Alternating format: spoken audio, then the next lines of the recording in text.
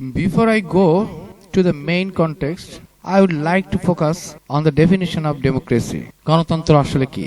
Democracy can be defined from various perspectives, but generally it is understood as a system that reflects the will of the majority. In other words, it is a system that operates on the basis of the will of the majority of the population. একটি অঞ্চলের অধিকাংশ মানুষের যে অভিপ্রায়, যে আকাঙ্ক্ষা, যে স্বপ্ন, যে চাওয়া, সেটিকে সেই অনুযায়ী একটি রাষ্ট্র পরিচালনা করে তাদের এই চাওয়া, অভিপ্রায় এবং আকাঙ্ক্ষাকে বাস্তবে রূপ দেওয়া, এবং তার এই রূপ দেওয়ার মাধ্যমে উক্ত অঞ্চলের যে অংশটি এই চাওয়ার জন্য কাজ করছে তাদের যেমন উপকার হবে, তেমনি তার বিপরীতে থাকা মানুষদের উপকার হবে, অর্থাৎ সার্বিক একটি উন্নতি সাধন হবে। সুতরাং it is a system that operates on the basis of the will of the majority of the population. And here comes one of the main problems. It is not practically possible to run a country directly by the majority populations. And for these reasons, people chose a group of individuals, what we can call a political parties, to act on their behalves. And this is why voting became the first essential and crucial steps in running a country within a democratic systems. But however, another complexity arises here. In countries like ours, where democracy has not yet institutionalized, is often reduced to just voting. In such context, democracy is portrayed merely as a system where government, once elected through votes, is allowed to govern without meaningful accountability. দীর্ঘকাল আমাদের মতো দেশে এই গণতন্ত্র বলতে একটা vote দেওয়ার অধিকার, এবং কোনোভাবে একটি ভোট দিয়ে একদল হায়না তৈরি করা, অথবা একদল প্রভু তৈরি করা, কিংবা একদল লুটেরা, আরো মারাত্মকভাবে বললে বলা যায় একদল খুনি তৈরি করার জন্য জনগণ গণতন্ত্রের চর্চা করে, এবং সেই চর্চাটাই গণতন্ত্রের মূল পদ্ধতি হিসেবে জনগণকে দিনের পর দিন খাইয়ে যাওয়া হচ্ছে। এবং in many cases this limited interpretation is deliberately promoted to mislead the public. So what is elections really? It is only the first step through which the democratic process begins. As I mentioned earlier, governing directly by the entire populations is not practical, which is why people elect representatives to run the governments on their behalf. But democracy does not end with the selection of a government. Rather, the next steps to hold a full control of that elected government is very much crucial. And the next and the more crucial stage is ensuring public control over that government's. Democracy requires that citizens actively monitor whether the government's actions align with the promises, and if not, the people must have the ability and the mechanisms to hold the governments accountable and compel it to act accordingly. And in this sense, democracy is not just about choosing a government.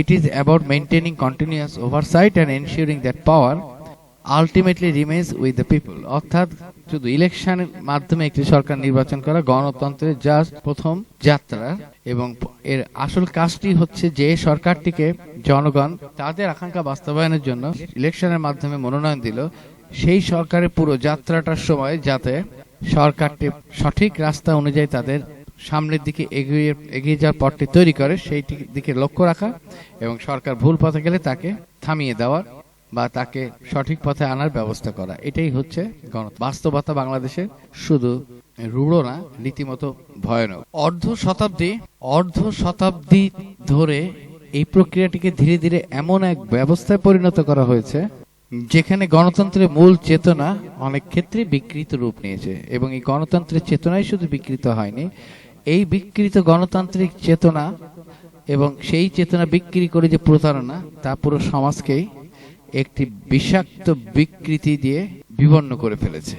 এবং অনেক সময় এটি জনগণের অংশগ্রহণ নিশ্চিত করার মাধ্যমে না হয়ে বরং একটি প্রাতিষ্ঠানিক আনুষ্ঠানিকতায় সীমাবদ্ধ থেকেছে। ফলে নির্বাচনকে কেন্দ্র করে যে প্রত্যাশা তৈরি হয়, বাস্তবে তার প্রতিফলন সবসময় দেখা যায় না, এবং অনেক সময় দেখা যায় একটি নির্বাচন জনগণের ভোট দেওয়ার পরে সেই নির্বাচিত সরকারটাই ওই জনগণের মৃত্যুর কারণ হয়ে দাঁড়ায়।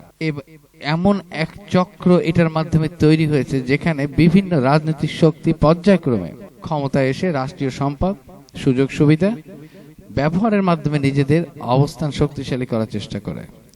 এবং এটি একটি পর্যায়ক্রমিক ধারাবাহিক প্রক্রিয়া, যেখানে এই দেশে রাজনীতিতে আসা প্রত্যেকটি দলই অংশগ্রহণ করে ফেলেছে, এবং তারা যখন এই চক্রের মধ্যে একবার নিজেদের নাম লেখায়, চক্রের সদস্য হয়ে যায়, তখন তাদের নৈতিক, আদর্শিক এবং গণতান্ত্রিক চেতনা ও দৃঢ়তা লোপ পায়। আর এই কারণে বিএনপি 15 বছর শেখ হাসিনার বিরুদ্ধে কোনো শক্ত প্রতিরোধ বা আন্দোলন করতে পারেনি। আর এই কারণেই সাধারণ জনগণকে, ছোট বাচ্চা ছেলেদেরকে এবং একসময় যে মাদেরকেও রাস্তায় নেমে এসে শেখ হাসিনাকে স্মরণ লেগেছে। হ্যাঁ, বিএনপি প্রতিরোধের রাস্তা তৈরি করেছিল, জামাত সেটিকে অনেক দূর নিয়ে গিয়েছে, কিন্তু নেওয়ার পরও কিন্তু জামাত যখন নিষিদ্ধ হয়ে গেল তখন তারা রাস্তায় ছিল না, তখন রাস্তায় নেমেছিল শিশুরা, নারীরা, বাবারা, আত্মীয়রা। তাহলে সেই শক্তিটাই কিন্তু হাসিনাকে সরিয়েছে, যে শক্তিটার রাষ্ট্রের প্রতারণার সঙ্গে প্রত্যক্ষ কোনো সংযোগ নাই।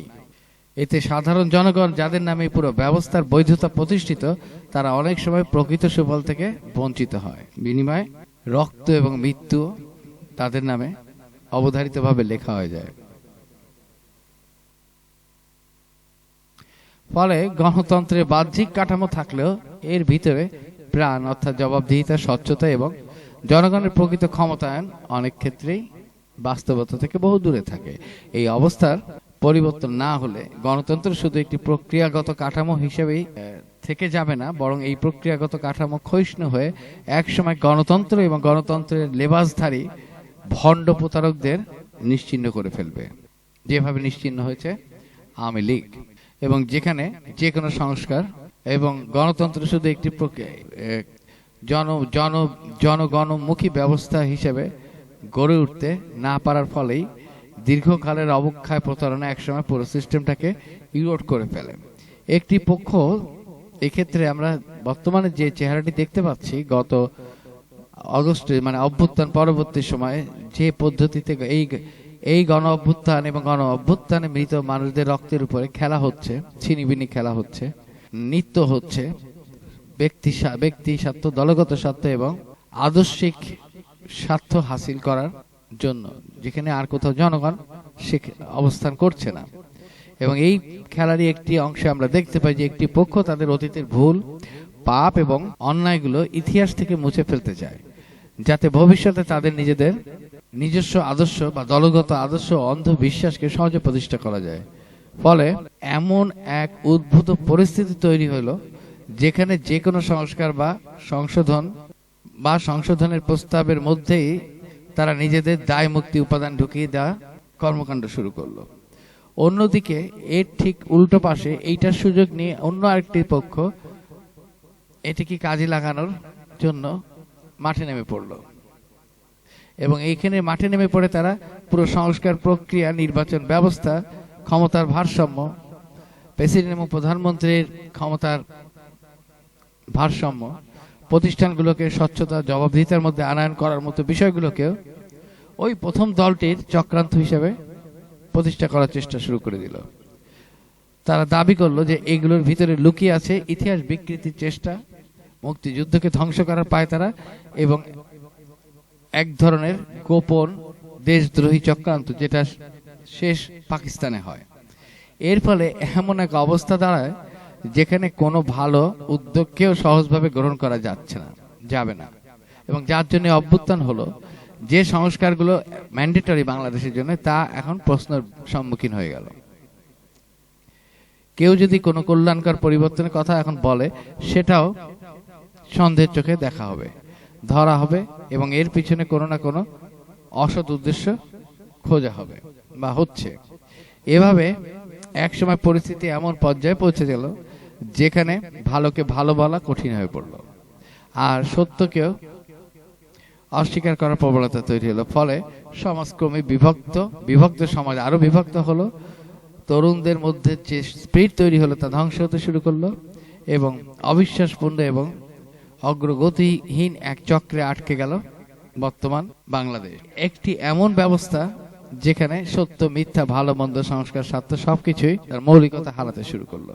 এবং এটি এমন একটি জটিলতা যেখানে সঠিক অবস্থান নেওয়াটাই কঠিন হয়ে পড়লো। আর সেই সুযোগেই বিভ্রান্তি এবং অবিশ্বাস আরো গভীর হয়। 1972 সালে সংবিধানকে ঘিরে যে বিতর্ক তৈরি করা হয় তা যেন এক ধরনের ধারাবাহিক সংঘাতের রূপ নিয়েছে। যুক্তিগুলো এমনভাবে উপস্থাপন করা হয় যেন একটি অংশকে দুর্বল করে অন্য পক্ষকে শক্তিশালী করা যায়। ঠিক একইভাবে সংবিধান সংশোধনের কিছু বয়ান এমনভাবে দাঁড় করানো হয় যাতে অতীতের রাজনৈতিক ভুল ও দায়কে আড়াল করা সম্ভব হয়, তাদের ভবিষ্যৎ রাজনৈতিক পথকে কণ্টকমুক্ত করার জন্য। এবং অতীতের রাজনৈতিক ভুল বা দায়কে আড়াল করা সম্ভব হলে এটি এমন একটি পদ্ধতিতে তারা এগোলো যেন এই ভুলকে দূর করার জন্য পুরো অতীতটাকেই তারা অতীত থেকে সরিয়ে দিতে পারে। এই প্রক্রিয়ার ভিতর এমন একটি প্রবণতা দেখা যায় যেখানে কেউ কেউ নিজেদের অতীতকে প্রশ্নমুক্ত প্রমাণ করতে চায়। তারা এমন এক অবস্থান তৈরি করতে চায় যাতে দায় তাদের নয়, বরং ইতিহাসের বা জনগণের উপরেই সেই দায় চাপানো যায়। এই ধরনের বয়ান বাস্তবতা বোঝাচ্ছে বরং এক ধরনের আত্মপক্ষ সমর্থনের জায়গা তৈরি করে। অন্যদিকে এই পরিস্থিতিকে ঘিরে আরেকটি প্রতিক্রিয়াও গড়ে উঠল, যেখানে বলা হয় সংস্কারের আড়ালে ইতিহাস বিকৃতি ঝুঁকি রয়েছে এবং এই প্রক্রিয়াকে সন্দেহের চোখে দেখা উচিত। ফলে সংস্কার নিজেই এক বিতর্কিত বিষয় হয়ে দাঁড়ালো, যেখানে মূল আলোচনার জায়গা থেকে সরে গিয়ে পরিস্থিতির অবিশ্বাসী প্রাধান্য পায়। এভাবে রাজনীতি এক ধরনের অদ্ভুত পরিহাসে পরিণত হলো, যেখানে এক পক্ষের অবস্থান অন্য পক্ষের সন্দেহকে আরো শক্তিশালী করে, আর এই পারস্পরিক টানাপোড়েনের প্রকৃত সমাধান ও অগ্রগতির পথ ক্রমেই অস্পষ্ট হয়ে ওঠে। জনগণ এখানে তৃতীয় পক্ষ হয়ে যায়। এমন একটা বিষয় এখন সামনে চলে আসলো যেন এই দেশটি, হাসিনা যেরকম তার বাবার ভাবতো, এই দেশটি এখন এই উভয় পক্ষ তাদের ক্ষমতার টানাপোড়েনের যে মাপকাঠি, সেই মাপকাঠিতে তাদের নিজেদের সম্পদ বলে মনে করছে। এর থেকে মুক্তি কিভাবে আসবে, এই মুক্তি কে আনবে, এই মুক্তি কি আদৌ আসবে? আমি কোনো সহজ রাস্তা দেখি না, তবে একটা জিনিস বলা যেতে পারে, প্রতিটা মানুষজনই রাজনৈতিক প্রতারণা, রাজনৈতিক নেতৃবৃন্দের কুচক্রি কর্মকাণ্ড, পরস্পরকে দোষী সাব্যস্ত করে ইতিহাসকে বর্তমানে টেনে এনে বর্তমানকে ইতিহাস দ্বারা ব্যবহার করার প্রবণতার মাধ্যমে সম্পদের, অর্থের কিংবা অন্ধ ধর্মীয় যে আদর্শ সেটিকে বাস্তবায়ন করে মানুষকে নিয়ন্ত্রণ করা।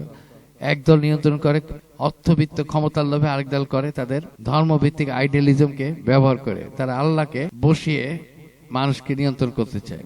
রাজনীতি, গণতন্ত্র, আইনের শাসন, সাম্যতা নিয়ন্ত্রণ করে না, বরং জনগণকে তাদের নিজেদের মতো করে চলতে সাহায্য করা। রাজনীতিবিদরা এখন নিয়ন্ত্রকের হাতিয়ার হয়ে দাঁড়িয়েছে এবং তার জন্য প্রতারণা এবং পরস্পরকে ধ্বংস করার মধ্য দিয়ে জনগণকে এক ধরনের সাপবেজি খেলা দেখাচ্ছে। এই খেলার শেষ যদি সঠিক পথে না হয় তাহলে ধ্বংসযজ্ঞের মাধ্যমে হবে, আর সেই ধ্বংসযজ্ঞ প্রাথমিকভাবে ওই দলগুলোকে ধ্বংস করবে।